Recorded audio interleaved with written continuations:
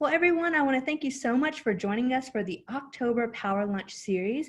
It feels like it was just yesterday that we decided to make the Power Lunch available virtually. And now here we are several months later, still offering the Power Lunch, and our numbers have continued to grow and our engagement has continued to increase. So I want to thank you. I want to thank your coworkers. I want to thank everybody that has shared this opportunity because I think it's something really special that we get to do to come together every month and learn about different health topics. And so most of the time we have the opportunity to engage in some national health awareness month, and October is loaded full of them.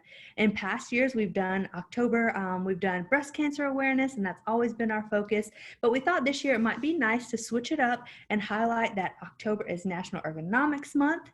And I think this is a talk that we can all appreciate, is that we are working from our home office. So I'm going to go ahead and introduce our guest speaker, which I'm so excited to learn from. Today we have joining us Heather White, who is a master ergonomist from the Ergonomics Center of North Carolina that is housed in the Edward P. Fitz Department of Industrial Systems Engineering right here on campus at NC State. She provides ergonomic evaluations, training programs, and process development expertise to companies in a broad range of industries that include manufacturing, semiconductors, biotechnology, and the office environment.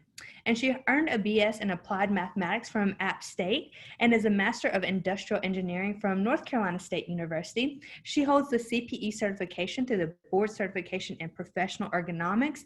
So all of that to say, she is a wealth of knowledge, and we are so excited to be learning from her today. So with that, I'm going to go ahead and pause myself, and I will be active in the chat. So I'm going to turn it over to Heather, and if you have any questions, let me know, okay? Thank you, Alexis.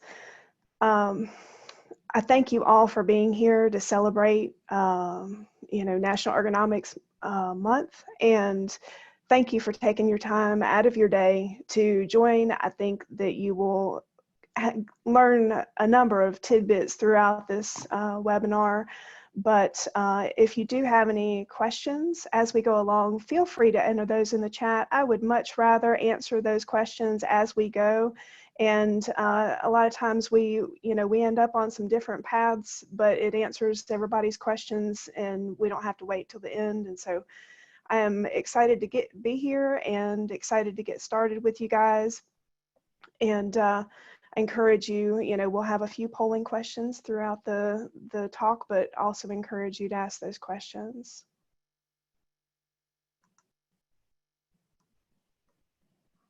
So what is exactly ergonomics?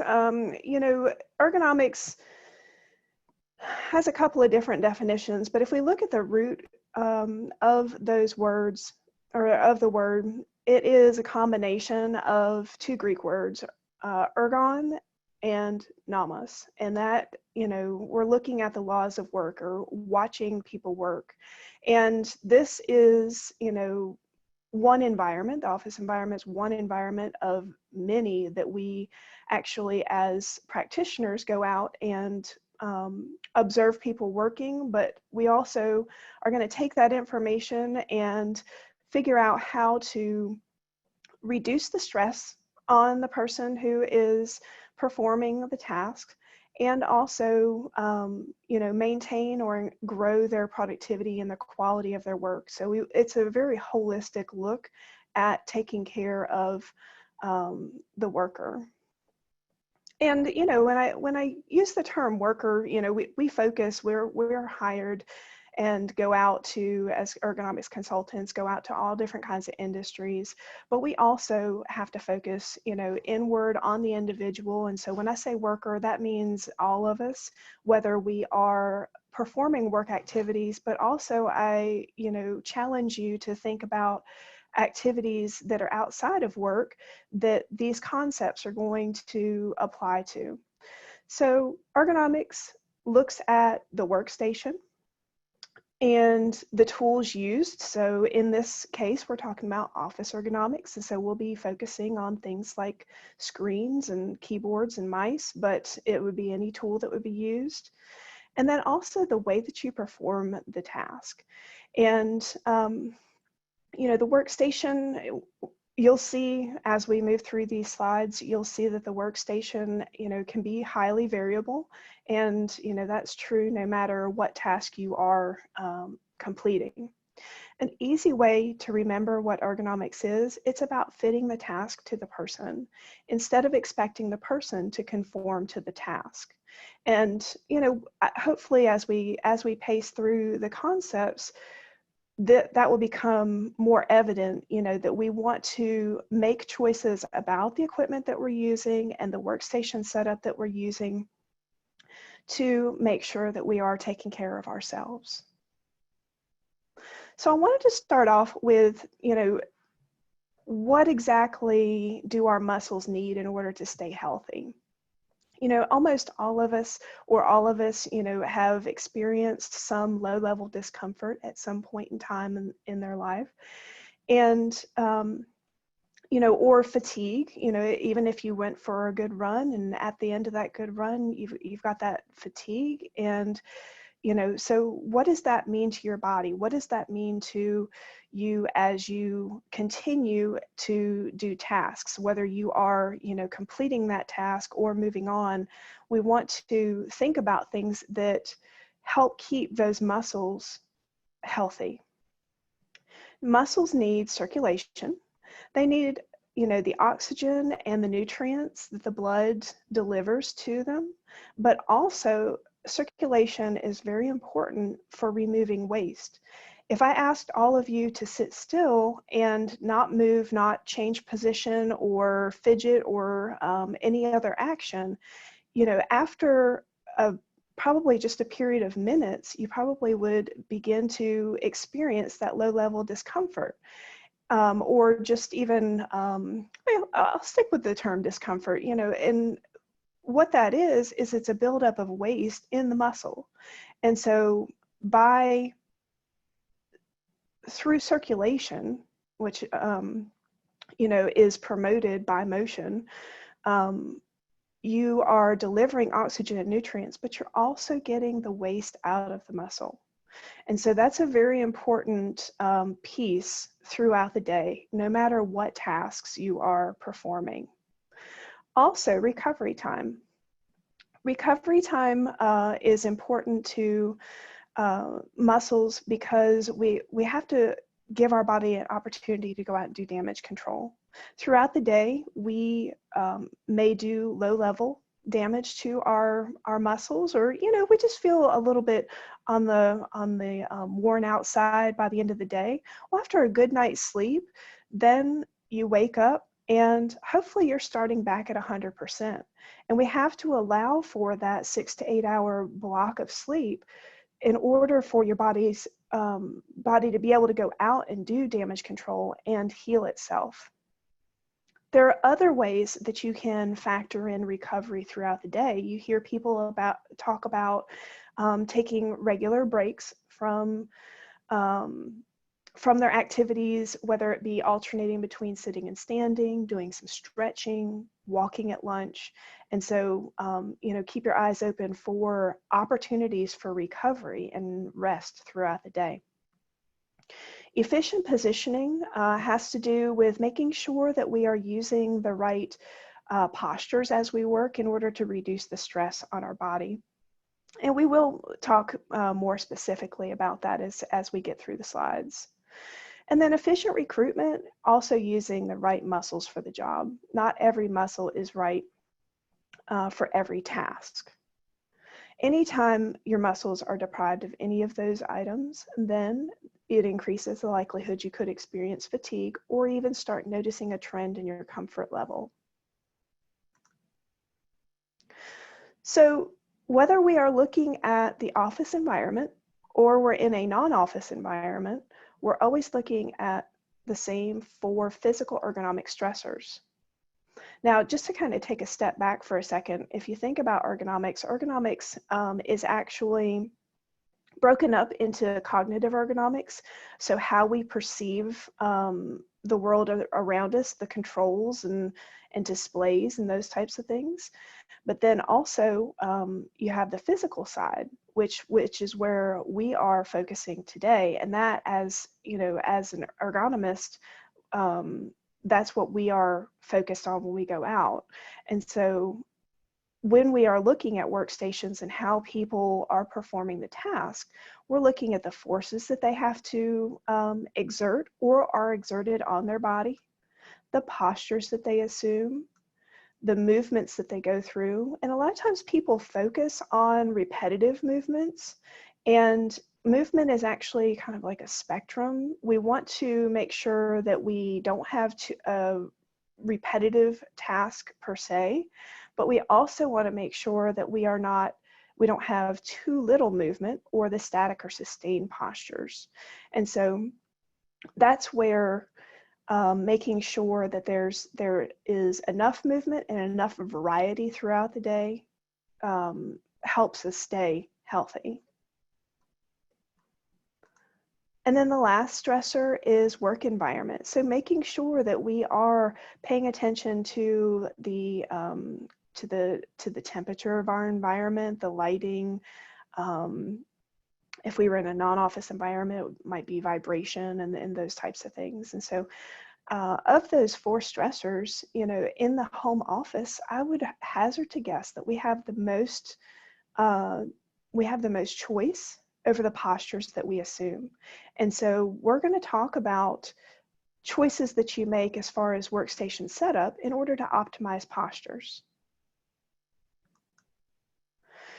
Many times when we are looking at these stressors actually come in combination with each other. And anytime you have that, then you have a greater risk of getting injured or having, you know, maybe some tension, discomfort.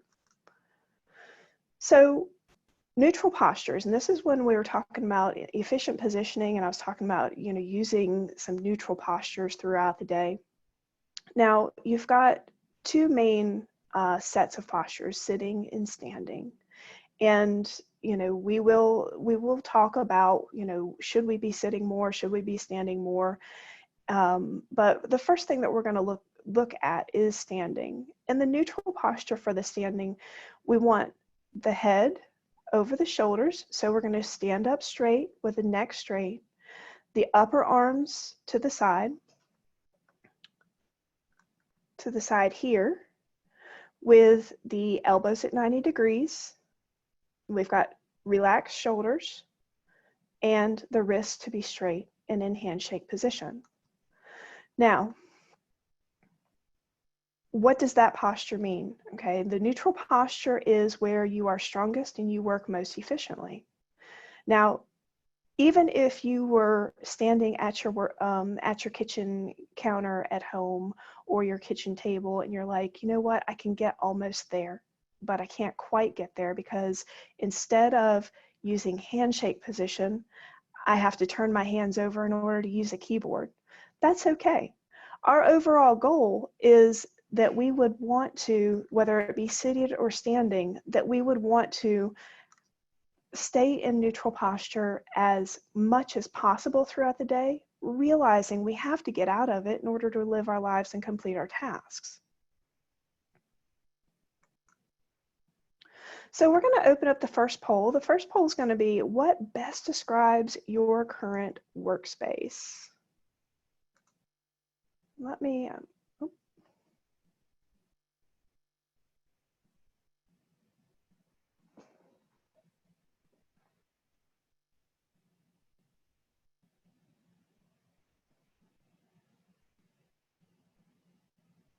okay, so we actually have, and I'm going to stop it there. So we actually have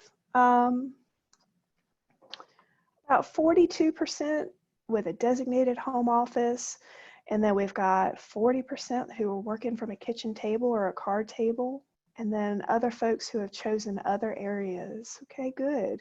So we will be talking about both of those environments as we move forward. Okay.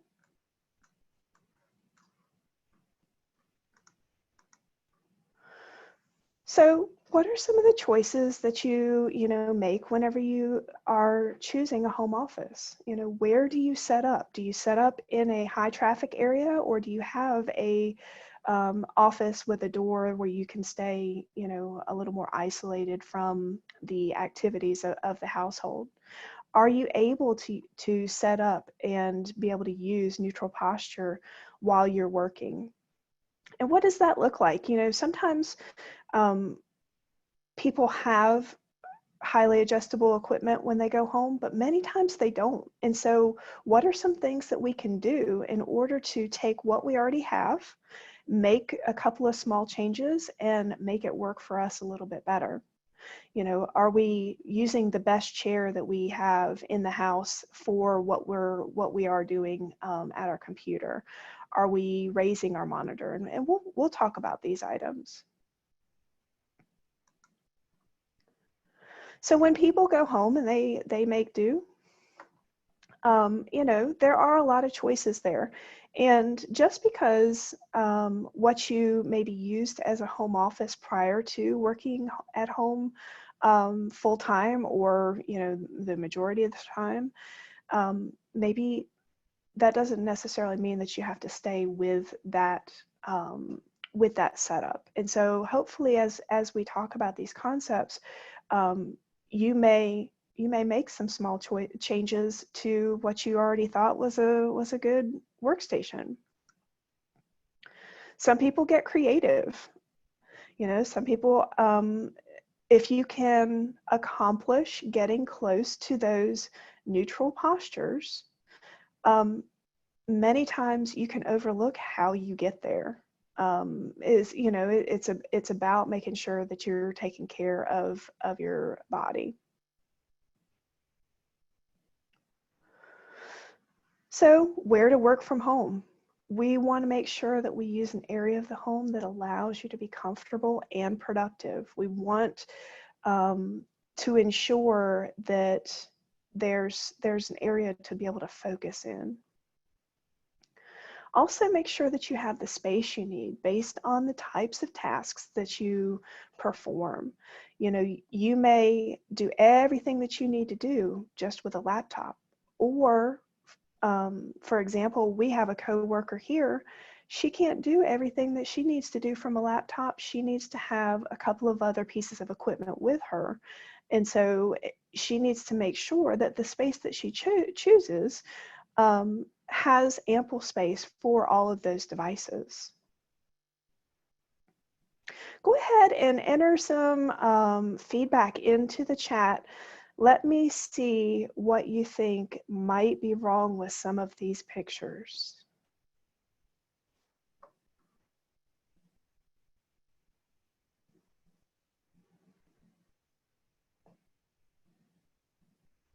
Okay, cramped leg room. Second chair is too low. Some of the chairs too high. Okay, good. Very good. Very, very good. Too close to the fridge. I like that one. So the work surface should be close to your elbow height with less contact stress on the edge of the work surface, okay? So what we're talking about with contact stress is anywhere your body comes in contact with another surface. So for example, if your chair is too high and you have pressure along the back of your thigh at the front edge of the seat pan, that's contact stress. Same thing if the armrests are, that you're leaning on the armrests all the time, that could be a source of contact stress. So with respect to the work surface, when the work surface is higher, and I'm going to show you here, when the work surface is higher than the elbow height, whether it's seated or standing, you can have some contact stress here at the wrist or in the forearm. So we try to avoid that as much as possible.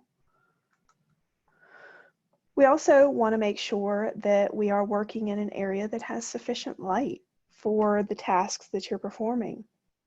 but we do want to make sure that we avoid glare.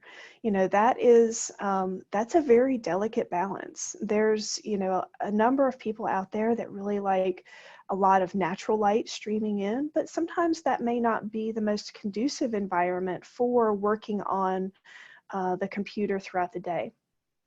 The other piece of that is we spend a lot of time on Zoom meetings and have to have ample lighting in front of us. I right now, if I turn my camera around, you would see a lamp here that's really bright that I'm really glad that I don't have to work the rest of my day with that on. Once we get off of here, I'll shut it off and get back to, you know, taking care of my work tasks. And so, you know, make sure that you are in tune with the lighting that's around you. Make sure that if you do need task lighting, for example, a lamp on, that you use it for the task that you need it, but then don't be afraid to turn it off. So getting into neutral posture. First, you know, in the first part of the slides, we talked about standing neutral, which if we talk about sitting versus standing, standing is the neutral posture for the back. And it allows you to stay, you know, with a nice natural S-curve to your back. And if you have to move to your tasks, then you are able to shift your weight, you know, and move your feet and move towards those tasks. However, seated is also very good, especially if you have tasks that you don't have to move towards on a regular basis.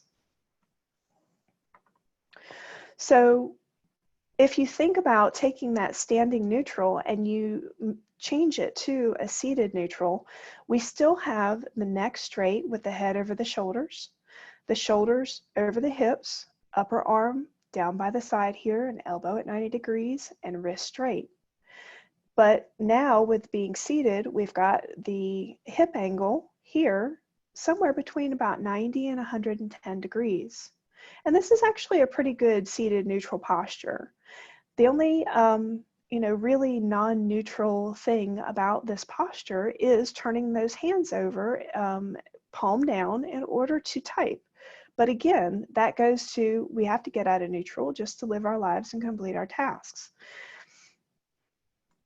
What we do want to make sure that we're doing is, in order to maintain this good seated neutral posture, you should have your thighs parallel with the floor. And we've got another slide in here talking about this, so I'm a little bit ahead, but I think it's important and you can't hear it enough. You want to make sure that you have your thighs parallel with the floor when you're seated. And how do you do that? Well, you want to make sure that your feet are supported, whether it be on the floor or on a footrest. Then we're going to talk about, you know, making sure that the keyboard and the mouse are at the right height. And then we do want to make sure that we are also focusing on the monitor and taking care of the neck. If you do have the opportunity to stand, then you want to make sure that you are using those standing neutral postures.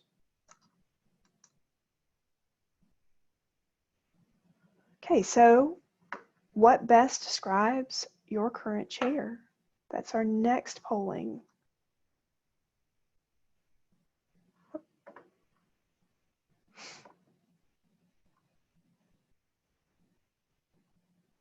You know, and this could be any kind of chair that you are sitting in. There's no right or wrong answers to these polling questions. I just always find it very fascinating, you know, the choices that people make when they go home. And, you know, after we talk to them about, you know, why we choose what we choose in order to be set up correctly, many times people make different choices. So we've got 30% in a fully adjustable chair, very good. 38 in a partially adjustable chair. And then the rest are in fixed chairs. Okay, good. Now it doesn't, you know, to me, in my opinion, you know, if I'm looking at home workstations, it makes no difference to me whether you are in a fully adjustable chair or you're in a fixed chair. what is important to me is whether or not the chair fits you. And so, you don't want to be, maybe you're 5'1" and in an executive chair, size chair that becomes problematic. And so, we always like to see adjustability in chairs, but in my opinion, it's not a necessity as long as you can make good choices about setting yourself up at the workstation.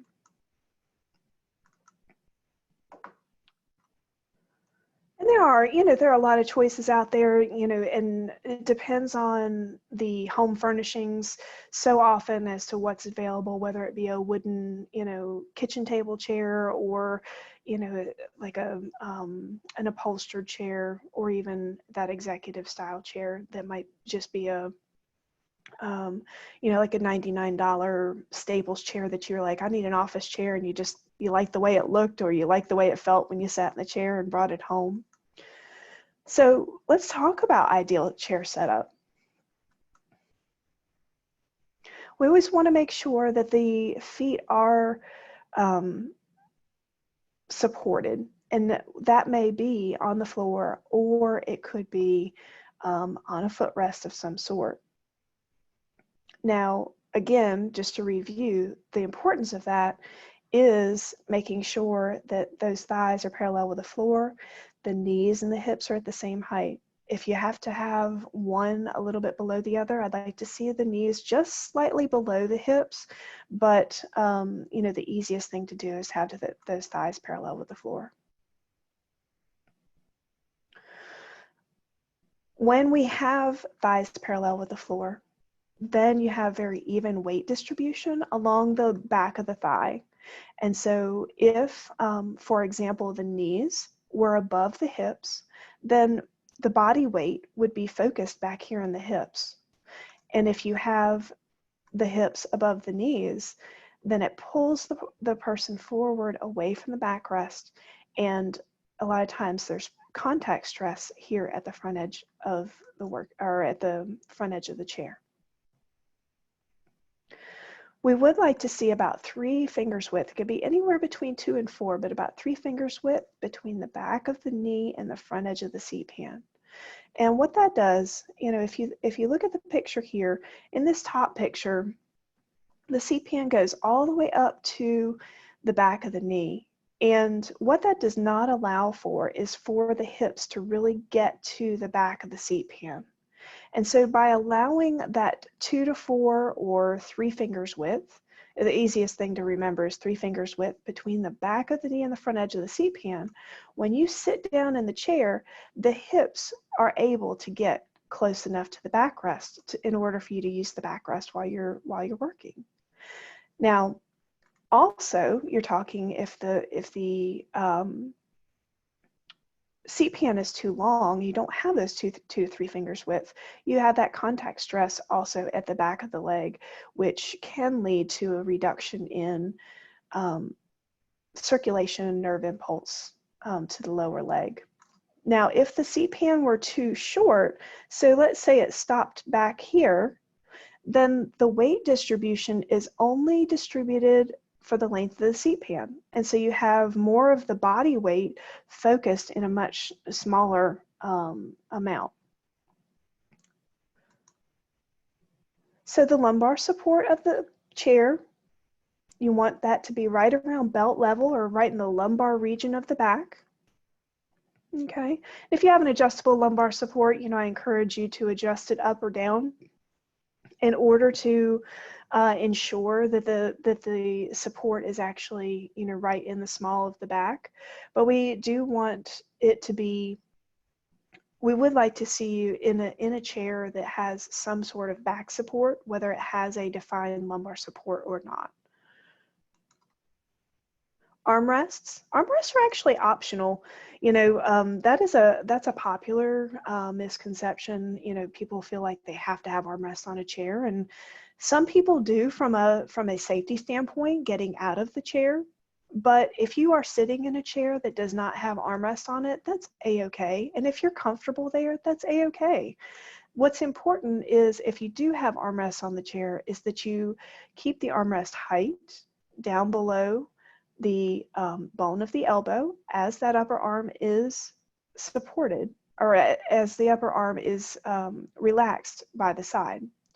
And so what that does is it allows you to maintain that upper arm neutral posture without, if it was a little bit higher, you'd be shrugging the shoulders up here, or if it's a little bit lower, you might be searching for that armrest. And, if keep an open mind, because if your chair has armrests on it, but the armrests prevent you from getting close enough to the workstation, you might have to consider either lowering the armrest or even removing them from the chair. Always make sure that you have leg room free of obstruction. When there's not leg room for somebody who's approaching a computer workstation, whether it is seated or standing, then they tend to change their body postures to go towards the work. And what we need to do is provide leg room so that we can make sure that we're using those neutral postures, whether they are seated or standing.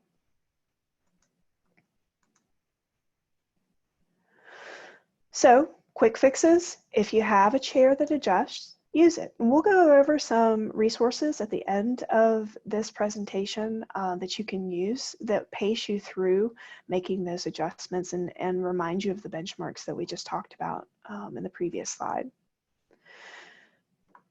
If you don't have a chair that adjusts, you can consider some of the following, and you have to figure out which of these is the right solution depending upon the attributes of where you are seated. So you may choose to add a lumbar support. That could either be, a formal lumbar support like you see here, or it could be a small pillow or a rolled hand towel. Cushion the seat pan. And that also depends on whether or not you need to be raised up to the workstation or not.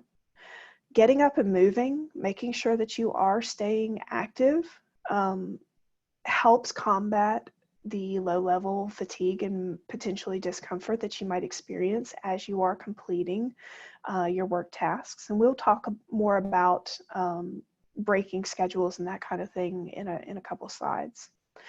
And then the only thing, that you probably should avoid would be chairs that have the fixed armrests or the big D armrests affixed to them. And that's because in most cases, I would say probably better than 90% of the cases, they prevent you from getting close enough to the work. And so then either you find yourself perching on the front edge of the seat pan or pulling away from the backrest, or you change your, you lean in, you change your seated posture. If your chair, if your feet, are not firmly on the ground, then, or if you need to raise your chair in order to get up to the work surface, then you want to make sure that you're supporting your feet with a footrest. Always make sure that the footrest is large enough, that supports both of the feet, and it says legs on there, but making sure that you keep the good lower extremity postures while you're seated. We're looking for the knees to be at a 90-degree angle, approximately. Now that if the footrest is out further in front of you, not near the base of the chair, then you could have a more open knee angle, and that's a-okay. And then height. We want to make sure that we are choosing a footrest that's the right height for us, that we are not elevating our knees above our hips to put the, so we don't end up with the pressure back in our hips. But then, if it's not high enough, let's say you're sitting at like a counter height table and you need to have a footrest that elevates you a little bit higher, then you want to make sure that you're getting a footrest or supporting your feet with a footrest that's high enough to get your knees close to that hip height. Yeah, and Heather, we've got a couple of questions in the chat that I'd like to raise. So while we're on the topic of footrest, we have a question of what is the real benefit of a footrest? Is it really just to get to that 90-degree angle? Are there other benefits? Okay, so it depends on the style of footrest that you choose. I would say that the foundational reason for choosing a footrest is making sure that you are maintaining that healthy seated posture. Because anytime your knees are below your hips, that pulls you forward in the chair, and that changes your shoulder angle, it changes your neck angle, it changes your back angle, and it's like this waterfall effect.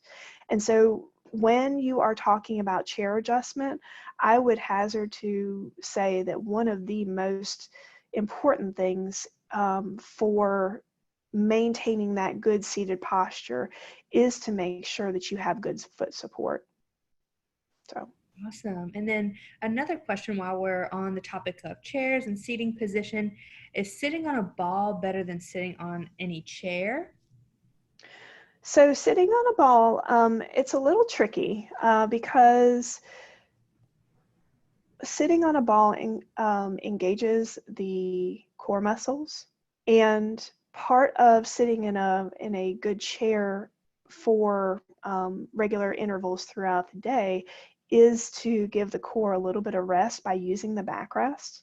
And so sitting on a ball continuously, or even on those regular intervals throughout the day, actually can lead to increased fatigue if you are not conditioned. um, you know, when we work with our clients, we usually don't advocate for balls in the workplace per se, because it's a liability concern of people, having accidents and that kind of thing. But if you're in your home office and that's something that you like to engage in periodically, then I don't see a problem with that. Just keep in mind that you want to make sure that you don't fatigue yourself too far before the end of the workday. Awesome. Great points. And then just a couple of other questions that I saw earlier. Is an external mouse generally better to use? And I think in particular, we're talking about those who might be working on laptops, in particular, a Microsoft Surface, which is pretty tiny. So is an external mouse a little bit better? Yeah, and we're going to cover that in a couple of slides. And Perfect. so I'm going to hold off on answering that, but the short of it is absolutely. And then I think Actually. we'll probably hit monitor height and all of that good stuff Mm-hmm. also. Perfect. So we'll save those questions for then. Yep. All right. So long-term fixes, and this is, getting pretty close to the end of focusing on the seated posture, but, long-term fixes, you want to choose chairs that are, or a chair that is the right size for you. If you can invest in adjustments, then by all means, you want to make sure that you do that. I highly encourage a sturdy chair. I don't usually encourage using a ball or an alternative workstation, but that doesn't mean that you can't.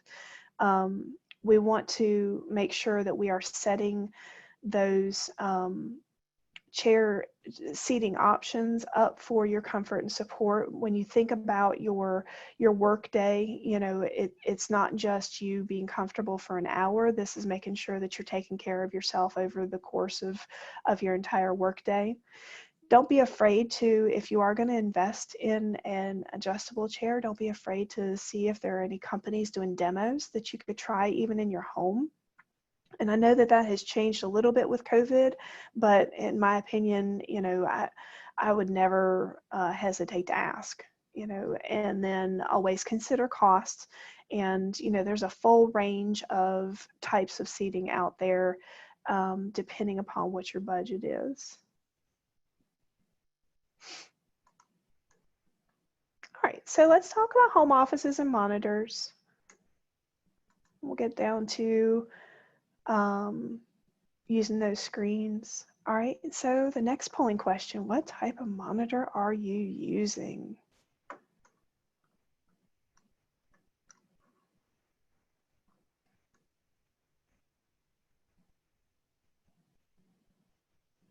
Okay, we've got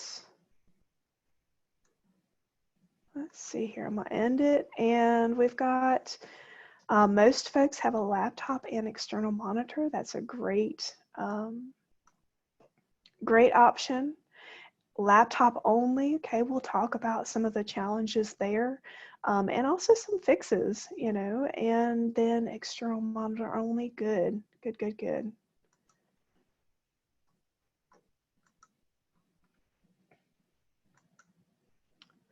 All right, so if you think about having a conversation with someone, we, you know, have our head up over our shoulders, we are making eye contact with them, and if we think about reading our monitor and working on that screen for the duration of the workday, we want to have that same posture. How do we accomplish having that screen up so that we have our head up over our shoulders, shoulders over our hips? And so we want the monitor to be directly in front of us. We are looking for the top row of characters. So the top row of characters here, level with the seated eye height. Okay. And that is the general benchmark. If you happen to wear multifocal, progressives, bifocals, then that may change for you. It might need to be a little bit lower. But what we are looking for is that screen is high enough so that you can keep your neck straight with your head over your shoulders. The distance should be about arm's length away from the user. Actually, her back should be back against that chair as she's using this benchmark, but as you are sitting there, if you stretch out your arm with your fingers fully extended, that should be about the distance that your screen is away. Now, with all of that being said, we need to make sure that we're taking into account any kind of vision correction. What we would be looking for from a practitioner standpoint is making sure that you're not changing your posture because you can't read what's on the screen.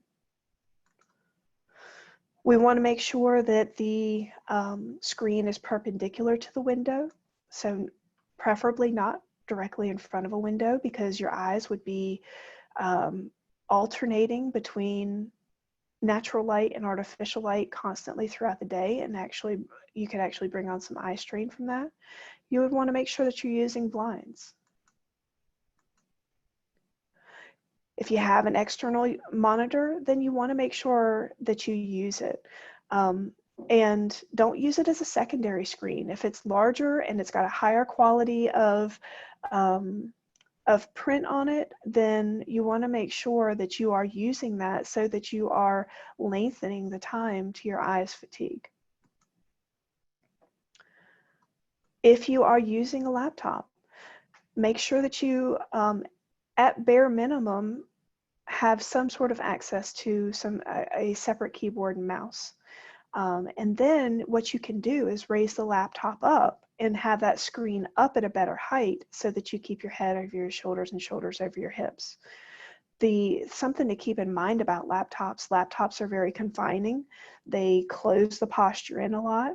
And so if you think just purely working on the laptop, you are, in most cases, you're raising your arms up to get to the keyboard and you're coming into the body's midline in order to use the touchpad, but then you're also looking forward and bringing your head forward in order to read what's on the screen. And so when we have a laptop as our primary computer, then we want to make sure that at bare minimum, by having that external keyboard and external mouse, that you can use that more open seated posture, and you can lift up the laptop screen so that you are keeping your head back over your shoulders, which reduces the amount of stress on your neck. So you want to raise the laptop up. And this isn't raise it up and then try to, keyboard and mouse on it. You want to make sure that you do have those external devices. And then encouraging you to make sure that you are working in an area that does not have a whole lot of glare to it. So for those separate input devices, just it doesn't have to be anything fancy. You know, it can be a very basic keyboard that they sell, you know, for 20 bucks or whatever it is, that plugs in via USB to your laptop or a USB hub on your machine. Use a separate full-size mouse. There are many times that laptops are issued, and they're issued with a small little travel mouse, and you actually want to make sure that you're using a full-size mouse so that you're not holding those really small pinch grips throughout the day, that you are using something that fills out your hand and that your hand can relax around. Keep the keyboard and the mouse on the same level. Make sure that we are, you know, encouraging those upper arm and lower arm neutral postures. So shoulder relaxed, elbow at 90 degrees. And by not having the, or by having the keyboard and the mouse on the same level, then we can keep the right arm and left arm at similar postures. Keep the keyboard and the mouse close to you. Be really careful not to chase your mouse as it wanders across the work surface in some cases. Take this example. We have a person who has an external mouse. They've used their laptop here at the kitchen bar, just sitting on a bar stool and working. And, you know, some of the concern here, maybe the feet, and I can't see the feet in this picture, or you can't see the feet in this picture, but, you know, maybe the feet are even pulled back and on that, the rung of the bar stool. It has a very, you know, rounded curve to the spine. By supporting the, even supporting the ankles underneath the knees, or even making different choices about sitting up a little bit more, you get less of a C curve to the spine, a little bit straighter. And if we look over here, even by adding just a small, and hopefully you can see this here, just a small pillow here, we now have a little bit of inward curvature to that lumbar spine. Okay, so it's going to feel a little bit better as you sit there. Now you're asking me probably, hey, so what about that laptop screen? So let's go back to the beginning here. We've got, if we think about our seated eye height, that's this, this line here, this horizontal line. We're looking all the way down to that laptop screen, and so we've got, you know, some deviation in the neck there. Okay. By sitting up a little bit straighter, okay, still have a little bit of deviation, but now we're using our eyes to glance down versus pulling our head down. And then here, oops, here, what we've done is we now have an external keyboard and mouse and have boosted that laptop up just on a stool. This is just a little step stool that you might have hanging out around your house, but it is a lot closer to that seated eye height, and her neck is a lot straighter. One of the things that, you know, I would question here would be those lights, but your lights might be on a dimmer, or you could even possibly work with those lights off. So what about standing? Same goals apply. We're still focused on keeping the upper arm by the side, elbow at 90 degrees, and the neck straight. So what do? You might have to raise that keyboard and mouse up just a little bit. Here we've got just a series of books. And then we may also want to boost that monitor screen up just a little bit more. And, you know, it may not be perfect in this situation. You know, this is still well below her standing eye height. However, it's still better than having it down here on the stool, or even down here, you know, on the countertop. So how long should we stand? Now let's pause there. I do see a question. Pop up about a dual monitor setup. The dual monitors, there's a couple of different ways that they can be set up. The height and the distance is going to be similar, where the height should be about seated or standing eye height. But then the frequency of use, and well, let's stick with frequency of use. The frequency of use of the monitors helps you determine the arrangement. So for example, if you have a primary and a secondary monitor, you want the primary centered on you and with the secondary on the side of your dominant eye. If you use both of the monitors equally, then you would want the split between the monitors to run the midline of the body.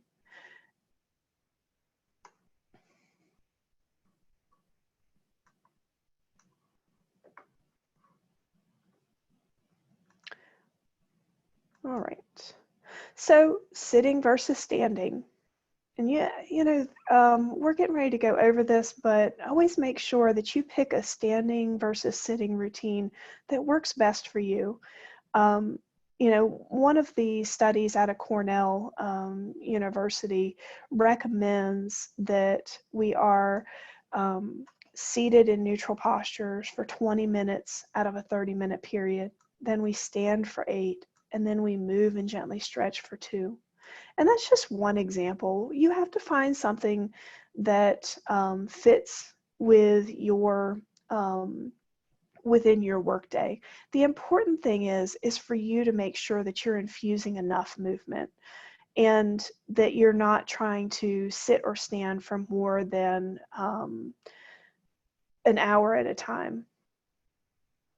Always make sure that you're taking small breaks throughout the day. One of the things that we've seen that has happened, as COVID has changed our work environment, is that people are working for longer periods, and since they are going home, they are not stepping away from their machine the same way that they would if they were leaving the office to go get children or go home to have dinner or whatever their after work activity is.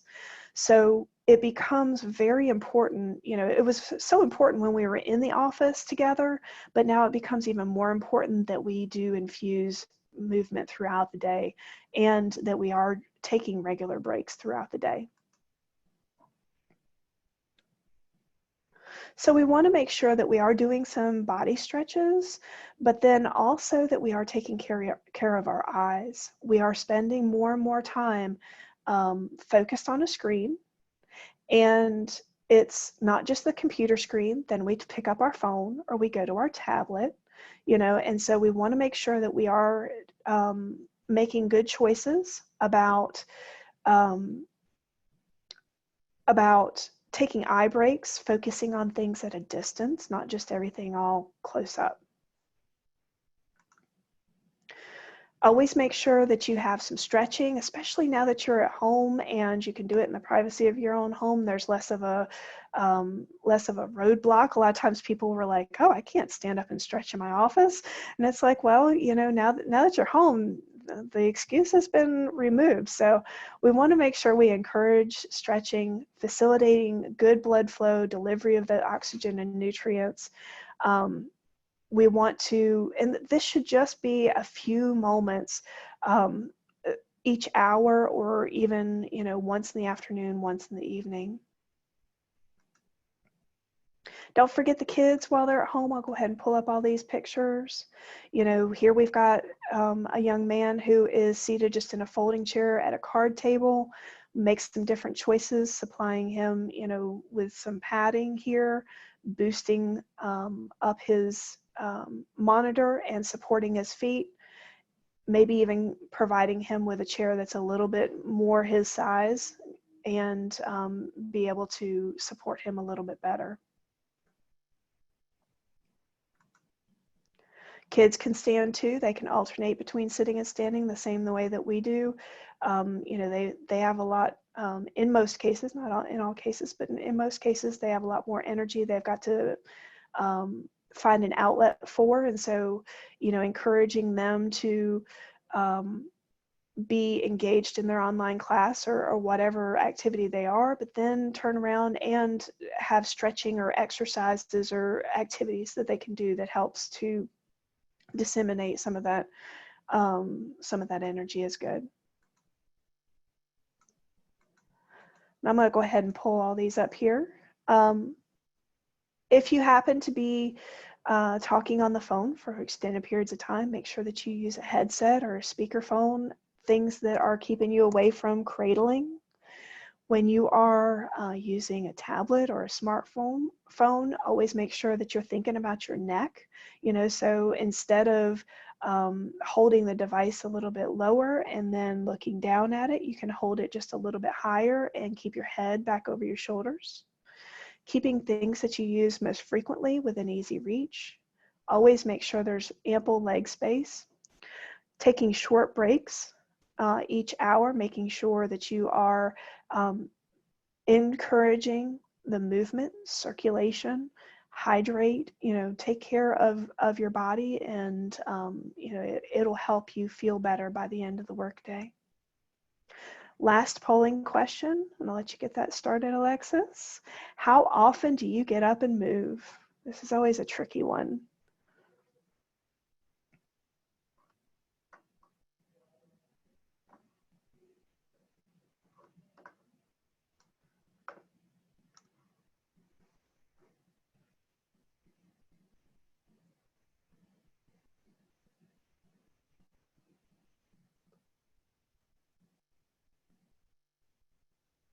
Okay, that's a pretty fair mix. I'm going to end it there. We've got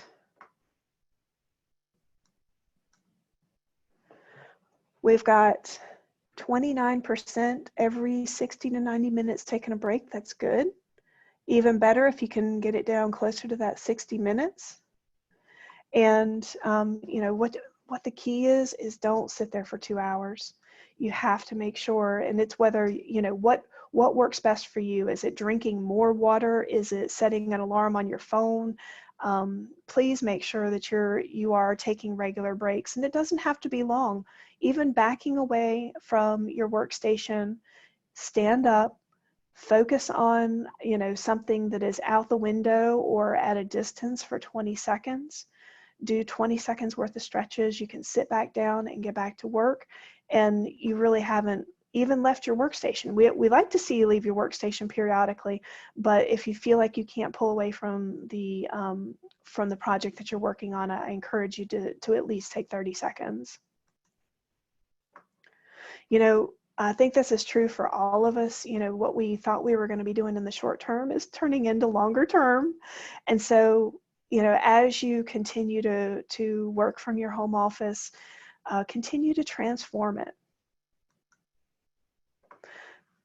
I'm not going to spend too much time on this because the next slide is going to give you some more information here. But this is just going over those benchmarks that we had. Oops, sorry about that. Benchmarks that we had as far as maintaining those good neutral postures while we are seated. And whether you're seated or standing, the neutral posture is the goal. Now, what I did want to do was go out and for each of you, if you would just take time, after the talk today and go out to the Ergonomics Center website. It's listed here. I'll show you, well, it's not going to let me go out there. But there are a series of one-handed handouts out there that go over the benchmarks that we talked about today: chair setup, workstation setup, seated workstation, standing workstation.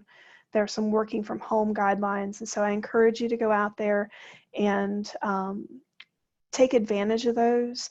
And if you have any questions, feel free to reach out to us. We're always, here as a resource. We like to help people get their questions answered and, optimize them getting what they need to get done, what they want to get done. And so I highly encourage you to reach out to us if you do have any questions following the talk today.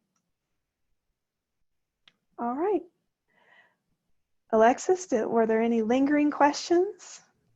So Stephen was wonderful at helping us in the chat, answering some questions that came through. And I did grab a lot of those responses so I can include them in our follow-up. But does anybody else have any lasting questions? Well, thank you all so much for joining us today, and a huge thank you to Heather and also Stephen for hopping in the chat. We really appreciate it. As always, I'll be sending a follow-up email that lists all of the wonderful information that we got today, along with the recording and some of those resources that we mentioned. And the final thing that I'll remind you all of is we do have a feedback form, so we want to know, how was it? Did it fit our needs? Do we like this? And then what other ideas that you all have for our upcoming spring 2021 calendar. So thank you. Oh, Jacob says, will you show the last slide again, please? Perfect. And yes, Jacob, I'll be sending these slides out as a follow-up. So with that, I'm going to go ahead and end the recording and say a big thank you to everybody for joining us. And be sure to do that 20-20-20. Take a step away from the computer for a little bit and make sure you prioritize movement throughout the day. Awesome. Well, thank you all so much.